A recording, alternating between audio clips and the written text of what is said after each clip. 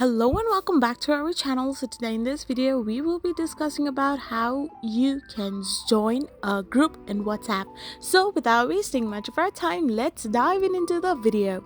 So to join a group in WhatsApp, you can simply create a group in the WhatsApp which will allow you to get joined into that particular group. So simply tap open your WhatsApp, and once you tap open it, you can tap on this icon on the bottom right hand side of the corner and then tap on new group.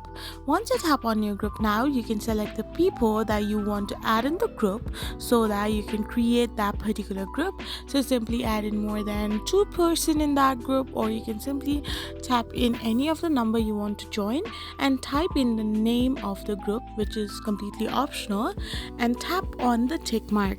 Once you create this group, you will automatically be joined in this group which you had previously created. I hope you found this video helpful, so don't forget to hit that subscribe button and do give us a thumbs up. We will be back again with these informative videos.